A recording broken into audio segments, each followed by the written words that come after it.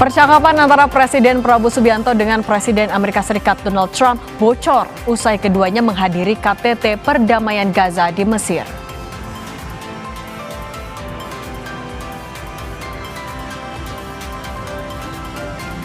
Motor gede jenis Harley Davidson dicuri di parkiran sebuah pusat perbelanjaan di kawasan Senayan, Jakarta Pusat.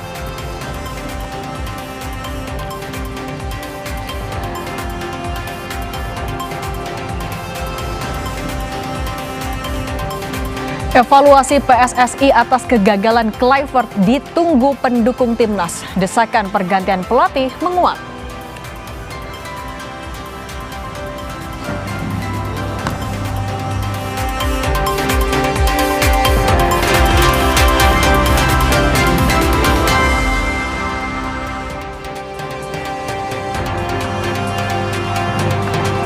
Halo, selamat sore Indonesia. Anda menyaksikan program Berita Kompas Petang di Kompas TV Independen Terpercaya. Saya Yasir Neneam. Saya Sini Permadi, inilah Kompas Petang selengkapnya. Informasi pertama kami ajak Anda ke Manado. Dua rumah warga di kawasan padat penduduk di Kelurahan Sario Tumpaan, Kota Manado, Sulawesi Utara terbakar. Diduga api berasal dari arus pendek listrik salah satu rumah.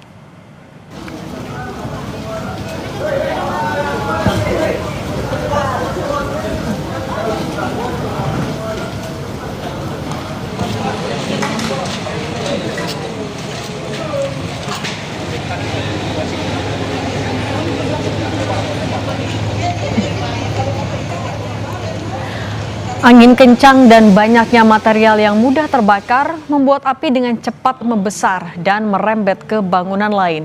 Api yang cepat membesar juga menghanguskan 3 motor dan 2 mobil yang terparkir di dalam garasi rumah. 6 mobil dari tim damkar dikerahkan untuk memadamkan api. Tidak ada korban jiwa akibat peristiwa ini.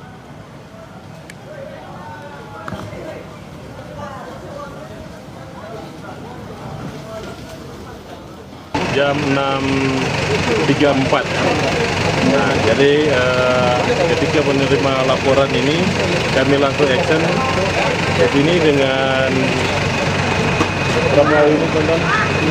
6 armada bersumber dari Tandayu Tombokan. Kesorotan selanjutnya, saudara, motor gede atau moge jenis Harley Davidson dicuri dari parkiran sebuah pusat perbelanjaan di kawasan Senayan, Jakarta Pusat. Aksi pencurian ini, saudara, terekam CCTV.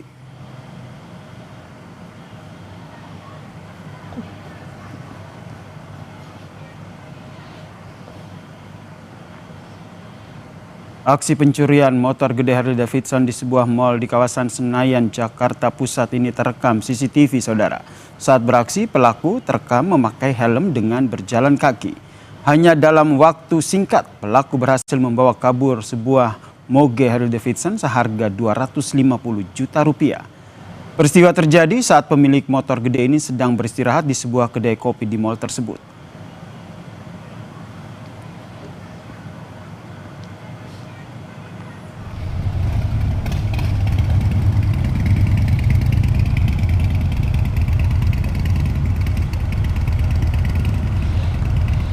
Berbekal video rekaman CCTV, saudara, polisi melacak keberadaan moge seharga 250 juta rupiah tersebut.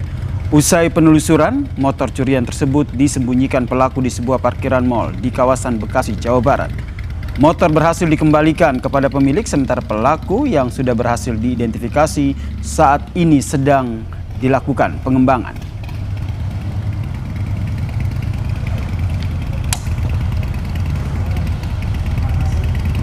Diparkir di lahan parkir yang disembunyikan di antara kontainer, sehingga kami dapatkan sepeda motor ini kembali bersama dengan korbannya, melihat sendiri tanpa ada kekurangan satupun di sepeda motor ini. Untuk pelaku kami sudah identifikasi, kami akan lakukan pengembangan untuk mengungkap kasus ini dengan segera.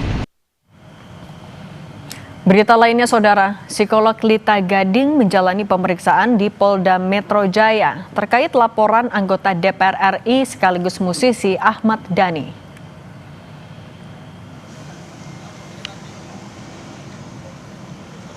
polisi ya nanti setelah pemeriksaan ya teman-teman. Lita bersama kuasa hukumnya tiba di Polda Metro Jaya sekitar pukul 12:47 waktu Indonesia Barat. Kuasa hukum bilang bahwa kedatangan Lita pada hari ini dalam rangka memberikan klarifikasi. Sebelumnya, anggota DPR sekaligus musisi Ahmad Dhani melaporkan psikolog Lita Gading ke Polda Metro Jaya terkait unggahan Lita di akun media sosial TikTok yang menyinggung anak Dhani berinisial SA. Dalam unggahan TikTok itu, Lita disebut menampilkan foto Mulan dan SA dengan narasi yang dinilai tidak pantas. Atas kejadian itu, SA disebut mengalami tekanan psikis sehingga Dhani melaporkan ke Polda Metro Jaya.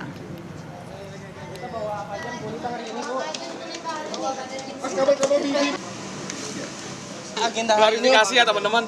Di lantai 5 ya nanti setelah ini ya. Bang ikut bang. Saudara, seorang pejabat Polrestabes Makassar kedapatan memakai mobil mewah Rubicon Orange dengan menggunakan plat gantung dan parkir di dalam halaman kantor polisi. Video ini jadi sorotan di media sosial dan anggota polisi tersebut tengah diperiksa di Propam Polrestabes.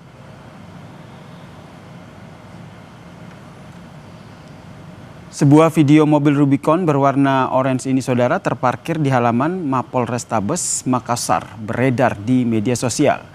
Dalam narasi video tersebut, saudara, plat dari mobil ini tidak terdaftar di aplikasi Bapenda dan menggunakan plat gantung atau plat palsu, saudara. Diduga mobil tersebut milik pejabat utama Polrestabes Makassar, AKP Ramli. Kasih Humas Polrestabes Makassar bilang terkait dugaan penggunaan plat gantung atau plat palsu, saat ini AKP Ramli tengah menjalani pemeriksaan di Propam dan Paminal Polrestabes Makassar.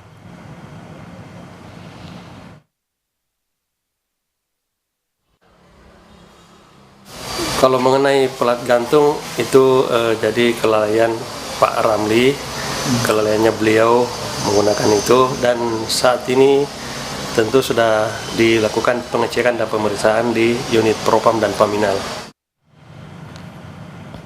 Informasi lain lagi, saudara, tiba di tanah air usai menyaksikan penandatanganan kesepakatan damai Gaza di Mesir.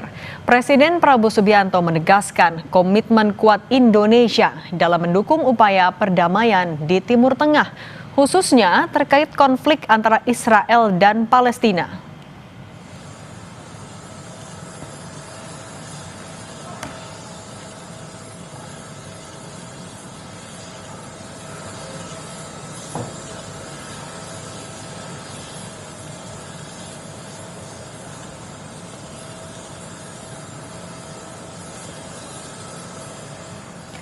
Prabowo menjelaskan pertemuan sebagai langkah awal yang baik dalam upaya menciptakan perdamaian yang berkelanjutan di jalur Gaza. Prabowo juga menegaskan Indonesia selama ini aktif dalam memberikan dukungan kepada rakyat Palestina, baik dalam bentuk diplomasi, bantuan kemanusiaan maupun logistik. Prabowo juga mengungkapkan Indonesia telah diminta oleh sejumlah negara mediator seperti Amerika Serikat, Turki, Qatar, dan Mesir untuk menunjukkan kesiapan dalam kontribusi lebih lanjut, termasuk kemungkinan pengiriman pasukan penjaga perdamaian.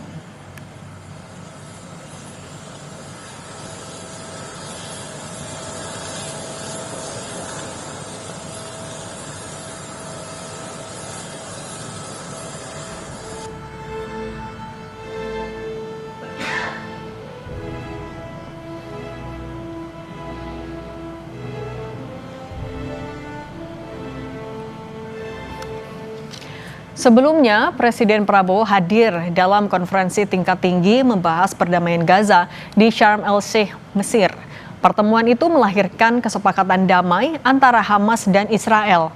KTT dihadiri lebih dari 20 pemimpin dunia, di antaranya Raja Jordania Abdullah II dan Sekjen PBB Antonio Guterres.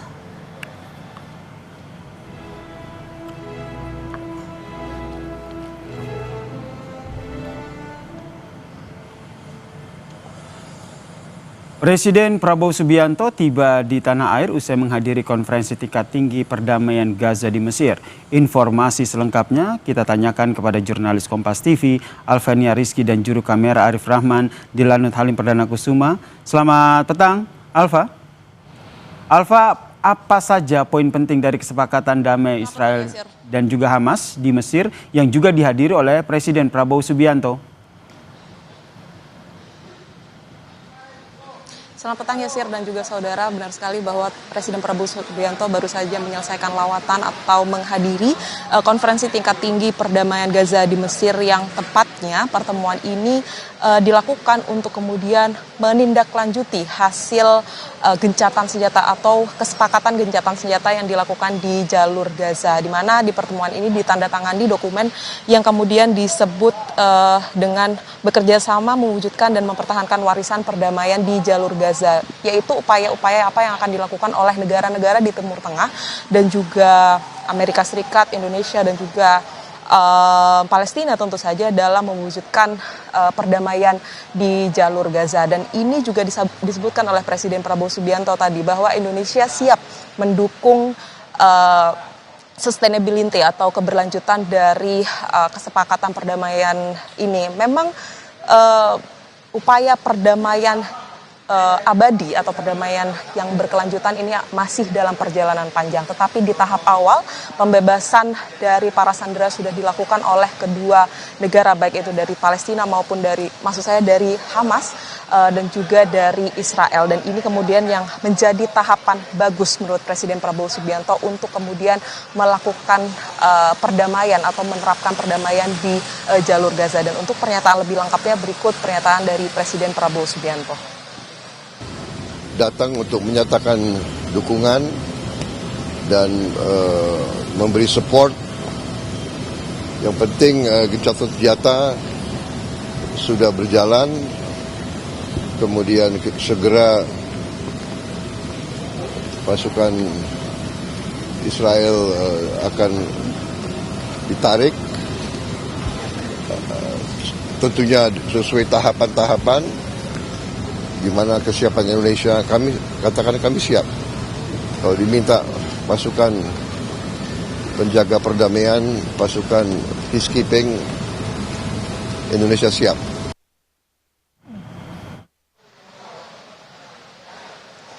Indonesia siap mengirimkan pasukan untuk menjaga perdamaian di jalur Gaza. Sampai saat ini tadi saya konfirmasi langsung juga kepada Menteri Luar Negeri Sugiono yang baru saja mengikuti rapat terbatas juga dengan Presiden Prabowo Subianto, menyebutkan bahwa Indonesia memiliki kesiapan untuk mengirimkan kalau memang dibutuhkan untuk mengirimkan pasukan perdamaian di kawasan Gaza. Tetapi hal ini memang belum ada langkah konkretnya sampai saat ini karena berbagai negara yang mengikuti pertemuan KTT perdamaian Gaza masih mengeskalasikan terkait dengan menjaga perdamaian. Sampai saat ini masih dalam tahap membebaskan sandera karena ada beberapa sandera yang masih belum juga dibebaskan oleh kedua belah negara. Tadi juga Presiden Prabowo Subianto menggelar rapat terbatas dengan sejumlah menteri untuk kemudian membahas hasil pertemuan ini, apa yang bisa dilakukan Indonesia baik itu dalam melakukan rencana pengiriman pasukan maupun rencana pengiriman bantuan pangan. Dan Indonesia menyatakan kesiapannya untuk terus menjaga perdamaian di jalur Gaza. Yasir. Terima kasih jurnalis Kompas TV Alvania Rizky atas informasinya dari Lanut Halim Perdana Kusuma, Jakarta.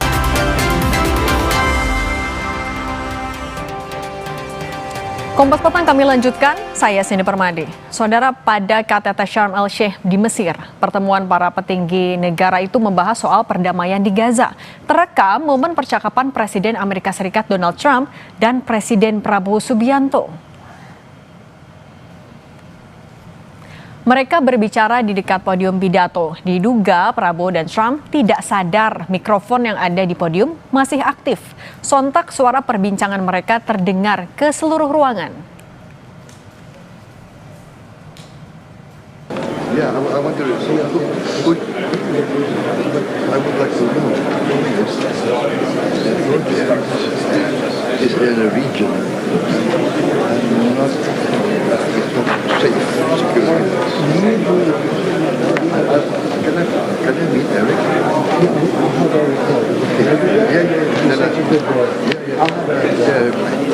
Yeah.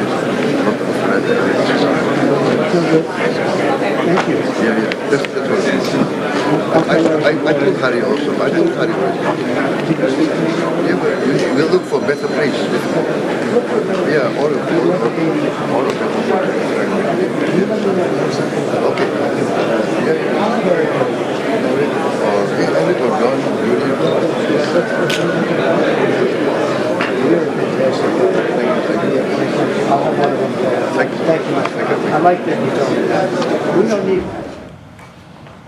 Menteri Luar Negeri Sugiono menjelaskan soal pembicaraan antara Presiden Prabowo dengan Presiden Amerika Serikat Donald Trump yang diduga bocor usai KTT perdamaian Gaza di Sharm el-Sheikh, Mesir.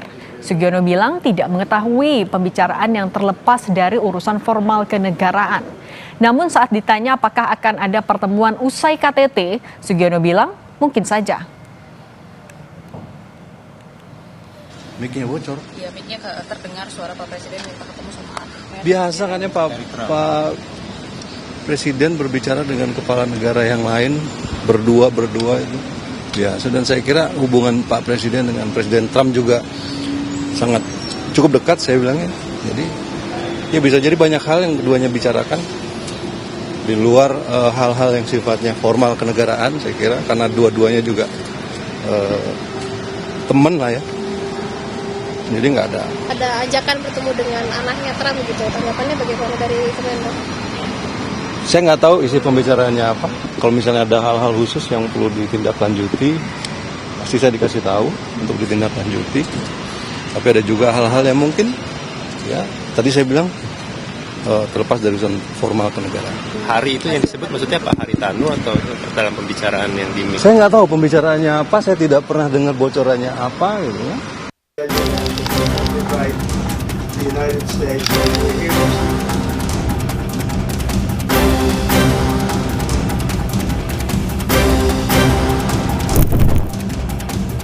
Presiden Amerika Serikat Donald Trump beberapa kali memuji Presiden Prabowo Subianto dalam acara-acara internasional yang dihadiri keduanya.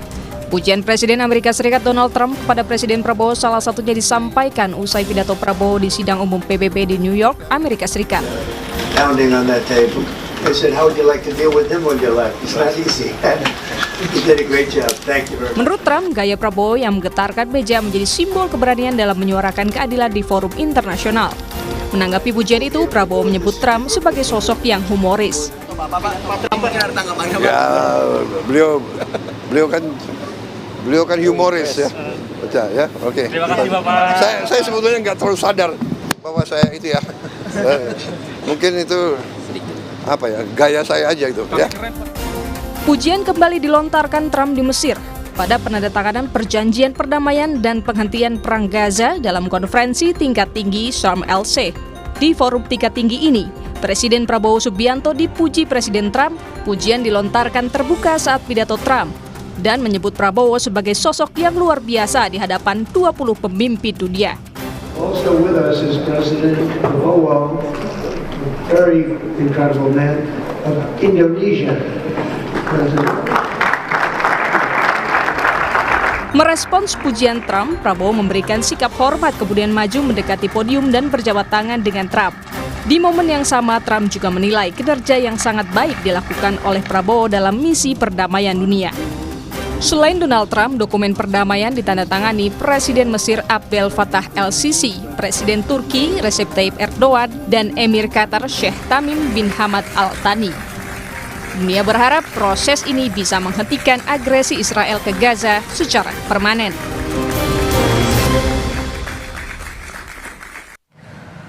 Membahas kedekatan Presiden Prabowo dengan Presiden AS Donald Trump di KTT perdamaian Gaza di Mesir. Kita bahas bersama pengamat Timur Tengah Hasibullah Satrawi dan anggota Komisi 1 DPR fraksi PKB Oleh Soleh. Selamat petang semuanya.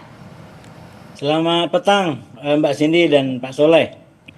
Kang Oleh. Selamat petang Oke. Indonesia ya. Kang Oleh, tapi kalau dari Komisi 1 ini saya mau nanya dulu, udah menangkap belum sebenarnya konteks yang dibicarakan oleh Presiden dan Donald Trump saat itu ke arah mana sih sebenarnya ini?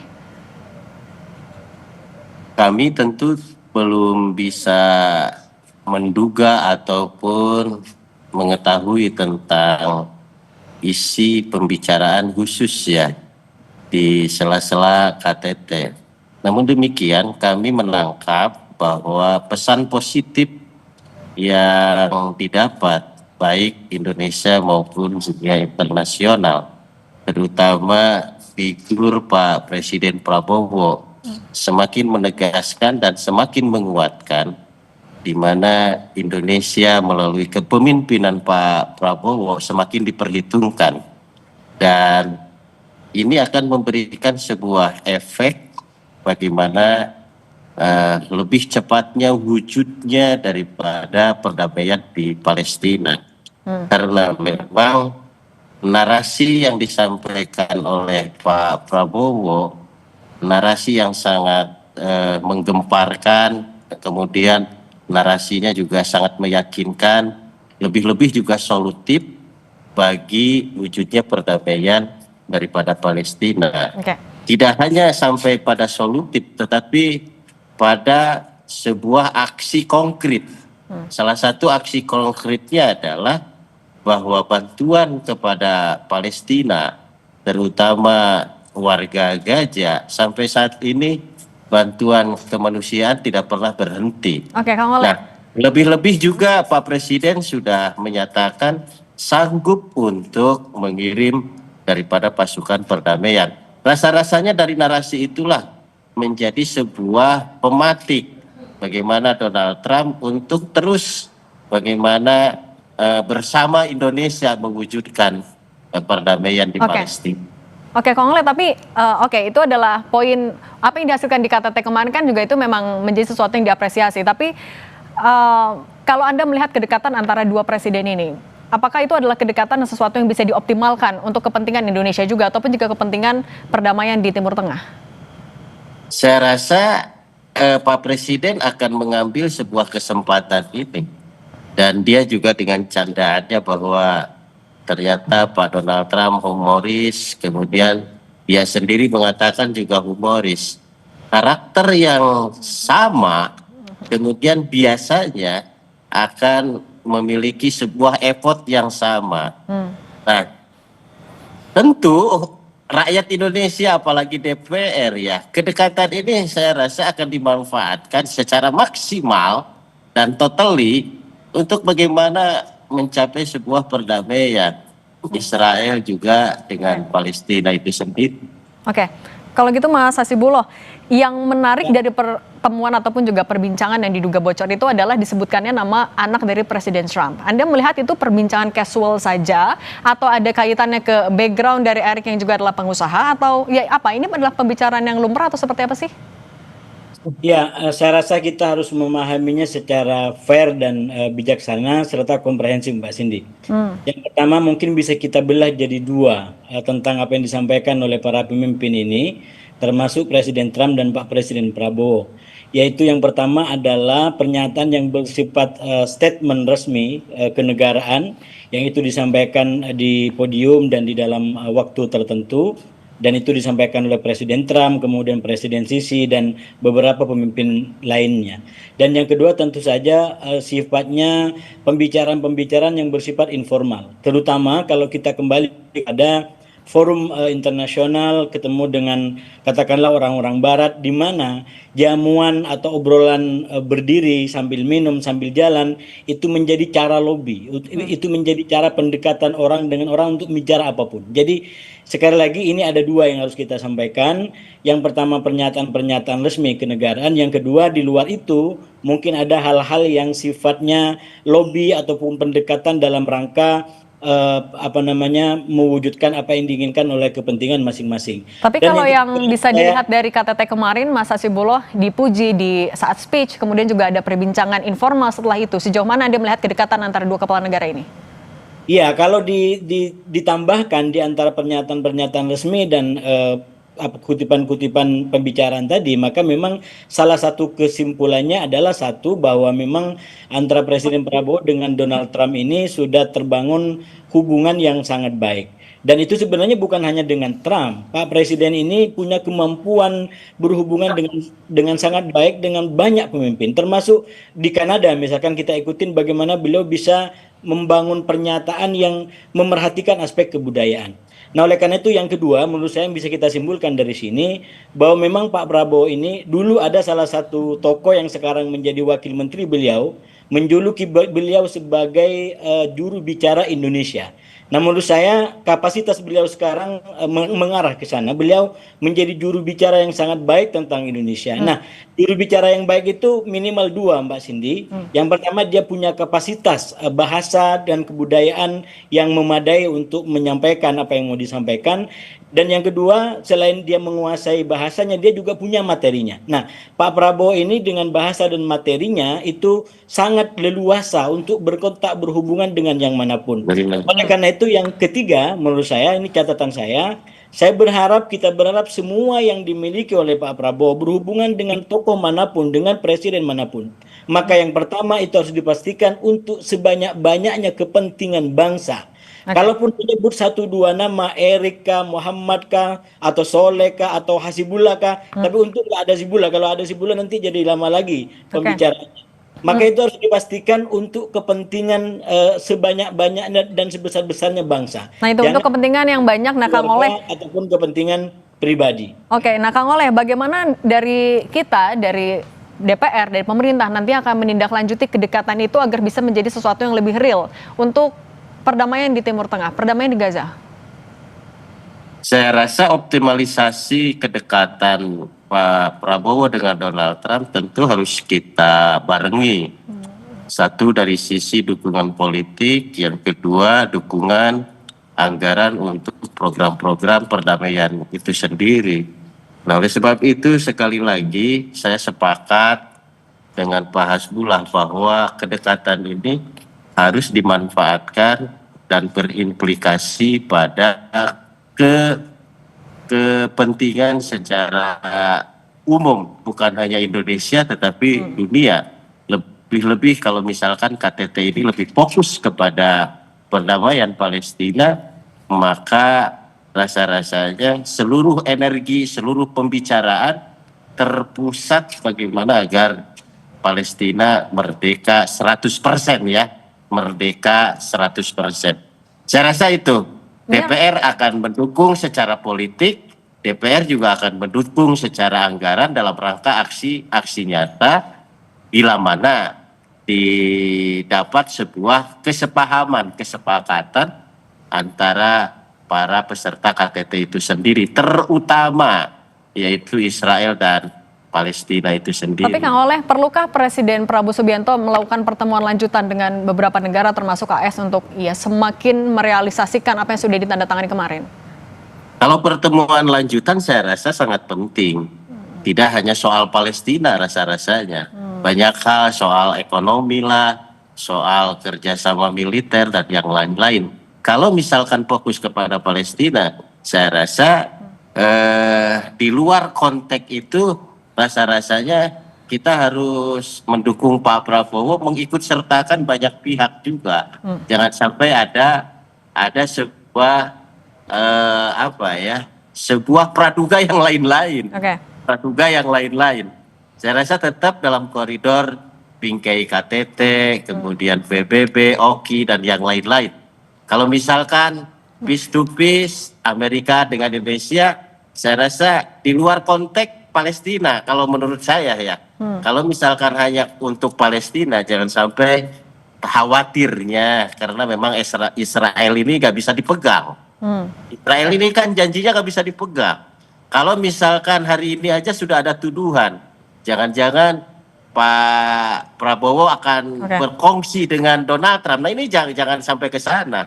Maka oleh sebab itu harus ada pihak lain kalau bicara soal Palestina Israel.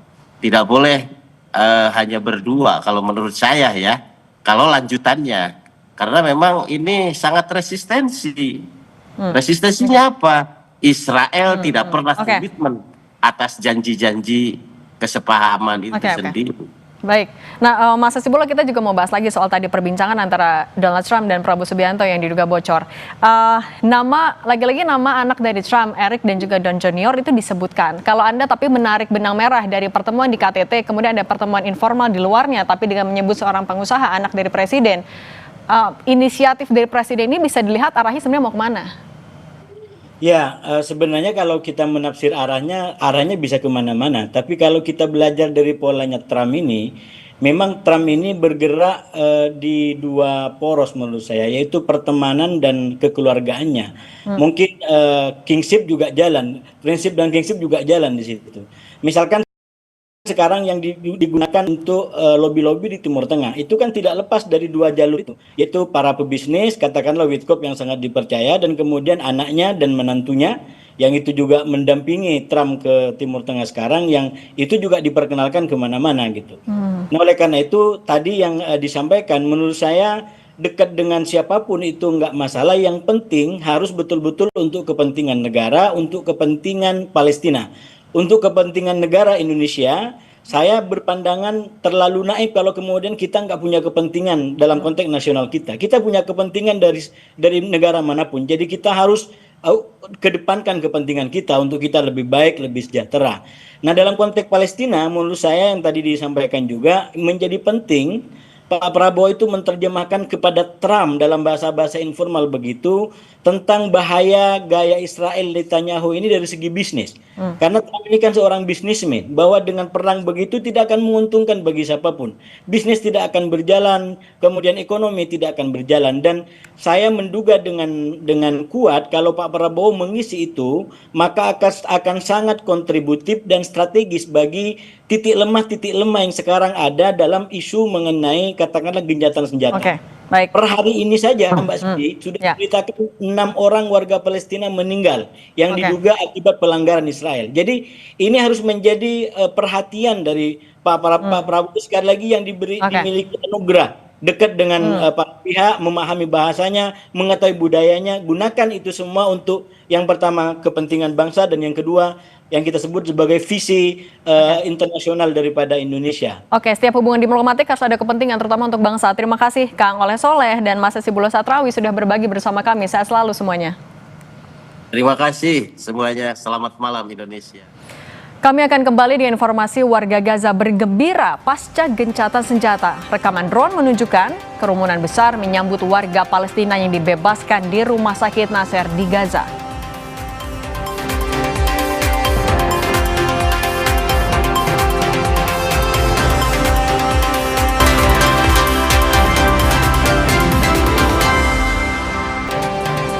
Warga Gaza bergembira pasca gencatan senjata. Rekaman drone menunjukkan kerumunan besar menyambut warga Palestina yang dibebaskan di Rumah Sakit Nasser di Gaza.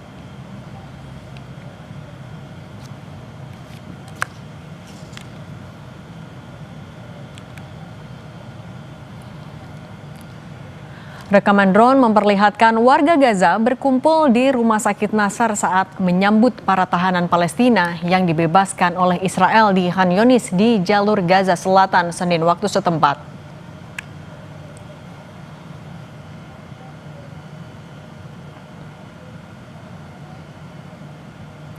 Para tahanan Palestina yang dibebaskan menaiki bus yang disambut oleh ribuan warga sebagai bagian dari kesepakatan gencatan senjata yang ditengahi oleh Amerika Serikat. Sebanyak 2.000 tahanan Palestina dibebaskan sebagaimana perjanjian yang dibuat Israel dengan Hamas saat gencatan senjata dilakukan.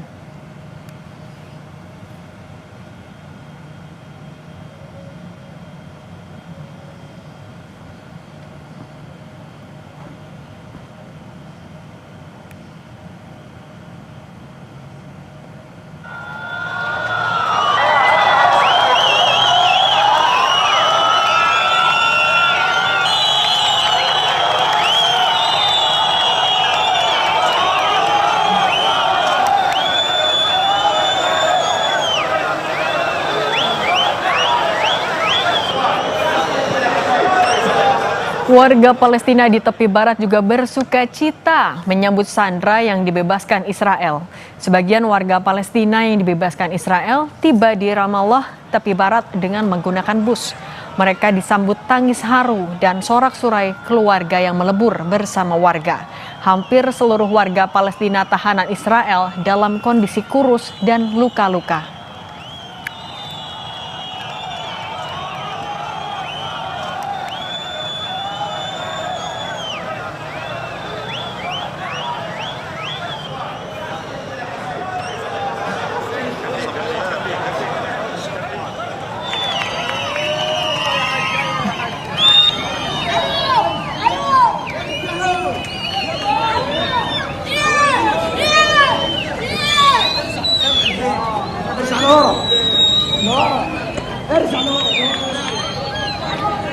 Sementara itu, sejumlah sandera Israel juga dibebaskan oleh Hamas. Penyerahan para sandera disaksikan warga Gaza dengan penjagaan ketat dari pejuang Hamas.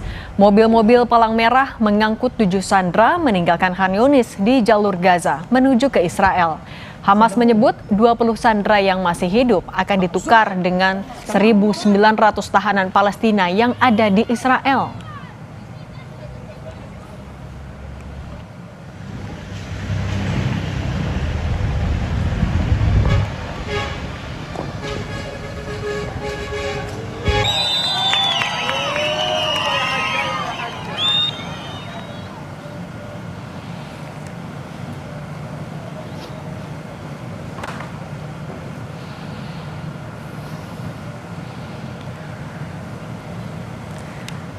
Di alun-alun Tel Aviv, Israel, warga Israel berkumpul menanti para sandera dibebaskan oleh Hamas. Keluarga dan kerabat para sandera bersorak penuh kegembiraan saat militer Israel mengumumkan para sandera sudah diserahkan Hamas ke Palang Merah. Massa menyaksikan langsung proses pemindahan sandera melalui layar besar di alun-alun Tel Aviv. Hamas membebaskan 7 sandera sebagai bagian tahap pertama dari kesepakatan gencatan senjata pada Senin waktu setempat.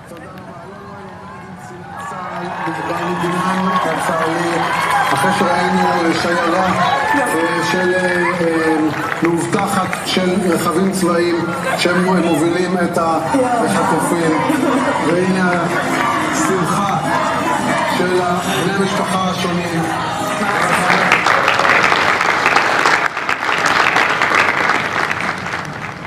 Dalam pidatonya di KTT Perdamaian Gaza di Sharm el-Sheikh, Mesir, Presiden Amerika Serikat Donald Trump menyatakan bahwa doa jutaan orang terjawab terkait misi perdamaian di Timur Tengah yang akhirnya terwujud. Setelah bertahun-tahun penderitaan dan perang di Gaza, Palestina telah berakhir. Bantuan kemanusiaan seperti truk berisi makanan, peralatan medis, dan berbagai pasokan lainnya sudah mengalir ke Gaza dan sekitarnya.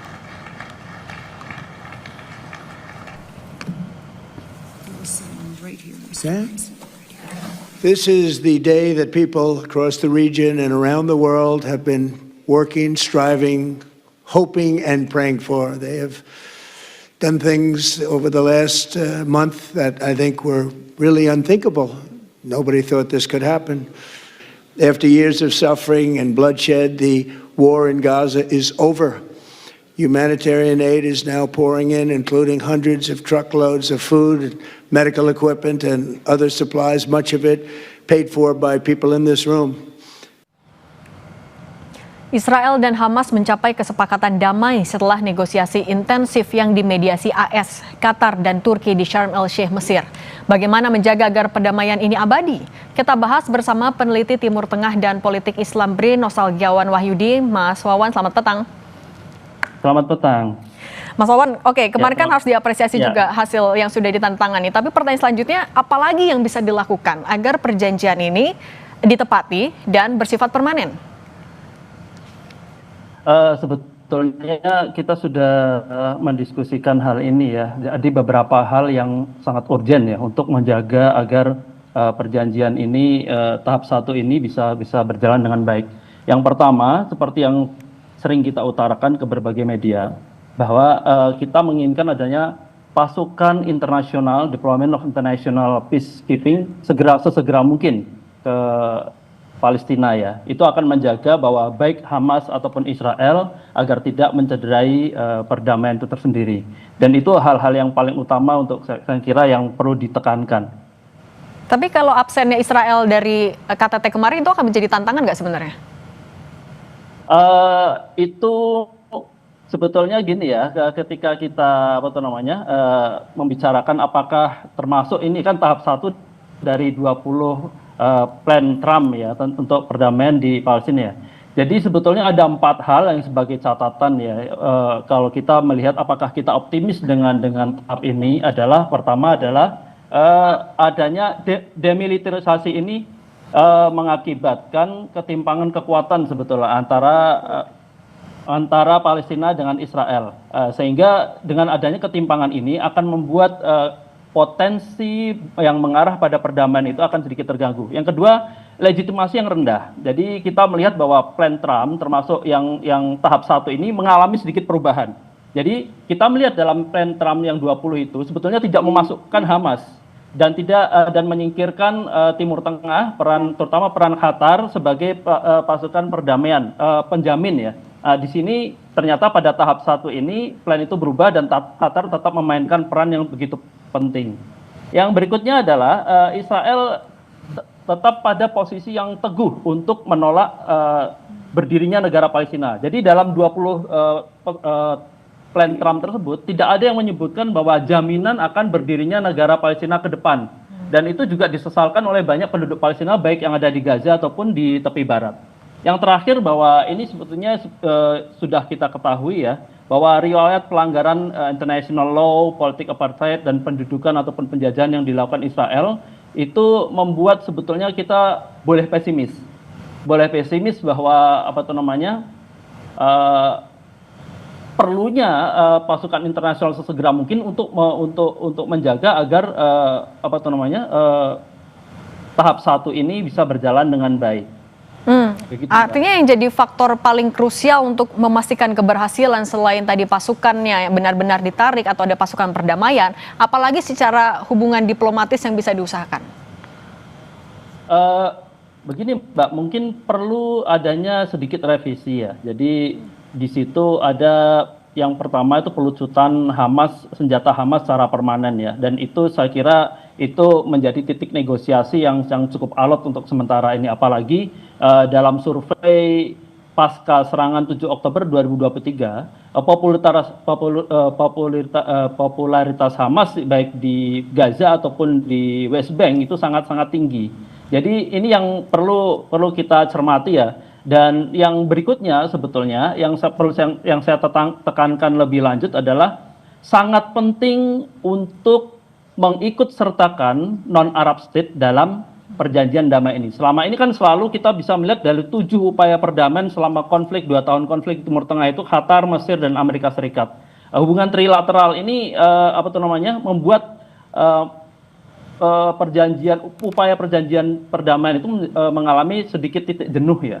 Dan upaya yang dilakukan Trump ini sebetulnya upaya sepihak tanpa mengadopsi kepentingan negara-negara yang berkonflik, terutama Palestina. Dan kita tahu bahwa sebetulnya perjanjian Trump yang 20 poin itu direvisi atas permintaan Netanyahu dan mengesampingkan berbagai poin-poin yang sebetulnya sudah disepakati dengan negara-negara Timur Tengah. Dan juga kita tahu sebagai sebuah catatan lagi bahwa mayoritas negara Timur Tengah, terutama Saudi, menginginkan bahwa kemerdekaan Palestina itu memang tanpa Hamas. Nah, ini titik yang sangat krusial. Dan untuk Indonesia, sebetulnya saya menginginkan adanya Trusted Non-Arab State for Peace Partnership. Ini posisi ini yang sangat krusial. Apalagi Indonesia menghadiri KTT itu, berarti fungsi Indonesia sebagai diplomatik untuk masuk dalam perdamaian di Palestina ini kansnya sangat besar. Apalagi statement dari berbagai masyarakat Palestina termasuk Hamas sendiri mengutarakan statement bahwa mereka trust dengan Indonesia seandainya Indonesia sebagai sebuah pihak yang dipercayakan untuk menjadi bagian dari peacekeeping ketika nanti proses perdamaian itu berjalan. Tapi memungkinkankah Mas ini kalau singkat saja menurut Anda? Sangat memungkinkan. Jadi posisi ini sangat memungkinkan. Apalagi kemarin juga sedikit bocor ya, Prabowo berupaya untuk bertemu Perdana Menteri Netanyahu di Israel. Saya kira positioning Indonesia itu semakin kuat untuk mengambil peran perdamaian. Udah saatnya Indonesia sekarang untuk meletakkan sejarah baru diplomasi bahwa Indonesia mempunyai peran penting dalam perdamaian di Palestina ini. Oke, Mas Wawan, peneliti Pusat Riset Politik BRIN, terima kasih sudah berbagi pandangan bersama kami. Sehat selalu, Mas Wawan. Ya, sehat sama-sama. Kami masih akan kembali di informasi. Pemkab Kabupaten Solok Provinsi Sumatera Barat pernah memberikan surat peringatan kepada pengurus glamping Lakeside TKP insiden tragedi Bulan Madu berujung duka.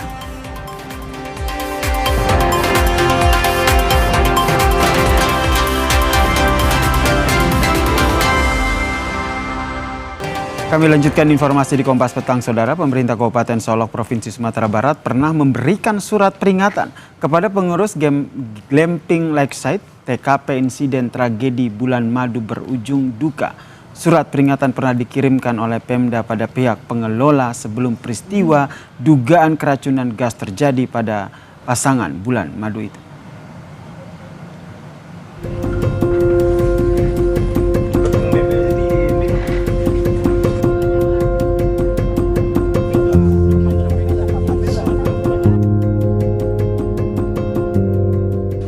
Tragedi glamping bulan madu berujung maut di Solok, Sumatera Barat masih menjadi sorotan.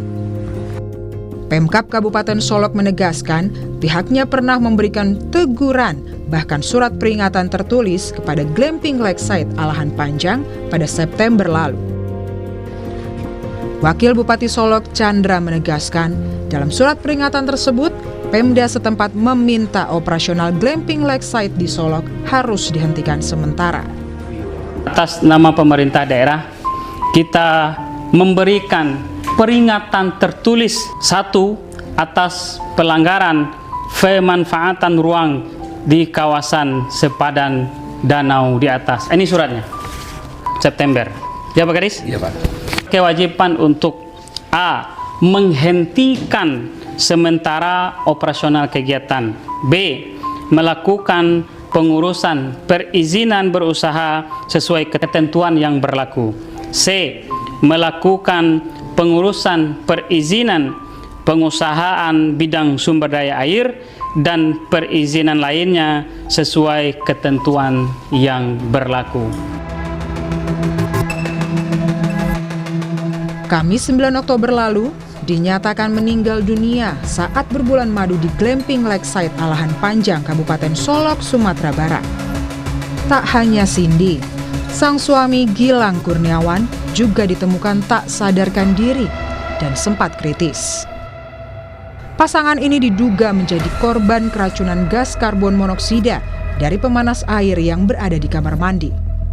Keluarga berharap pihak pengelola penginapan bertanggung jawab atas peristiwa ini. Saya minta pertanggungjawaban dari penginapan itu ya, seperti apa dia, kan kita masih nunggu. Saya itu yang mungkin pertanggungjawabannya bukan hanya ke pihak saya ya, karena kan ada 2 korban. Menantu saya meninggal, anak saya dirawat seperti ini. Kita akan lihat seperti apa pertanggungjawabannya. Cindy dimakamkan pada Jumat 10 Oktober lalu. Sang suami Gilang Kurniawan yang masih dalam perawatan ikut hadir di pemakaman sang istri. Polisi masih menyelidiki penyebab pasti kejadian ini. Tim Liputan Kompas TV. Informasi lain, Menko Pemberdayaan Masyarakat Muhaimin Iskandar menilai pembangunan ulang atau renovasi bangunan ambruk di Pondok Pesantren Al-Khozini, Sidoarjo, Jawa Timur layak menggunakan APBN. Muhaimin meminta semua pihak melihat nasib ribuan santri di Ponpes Al-Khozini. Ia mengaku heran kritik diberikan terhadap upaya pemerintah melindungi para santri yang sedang belajar. APBN karena ya kalau jumlah santrinya 1.900 mau sekolah di mana? Mau dibiarkan di tenda? Pemerintah mau diam saja? Kepada teman-teman yang memprotes menggunakan APBN, apa solusi Anda? Kepada DPR yang ada 1-2 orang yang memprotes, apa solusi Anda dengan 1.900 santri yang sedang belajar? Jadi tolong dibuka mata bahwa yang kita tolong adalah anak-anak negeri yang sedang belajar. Sehingga saya sangat tidak habis pikir yang dikritik kok upaya pemerintah yang sedang melindungi anak yang sedang belajar dan tidak ada tempat belajar. Nanti kalau kita tidak melakukan sesuatu, marah juga. Kan aneh ini. Tetaplah bersama kami, Kompas Petang. Segera kembali usai jeda.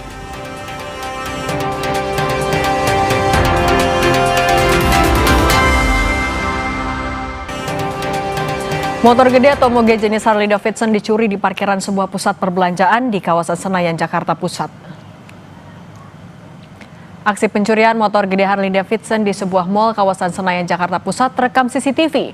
Saat beraksi, pelaku terekam memakai helm dengan berjalan kaki. Hanya dalam waktu singkat, pelaku berhasil membawa kabur sebuah moge Harley Davidson senilai 250 juta rupiah.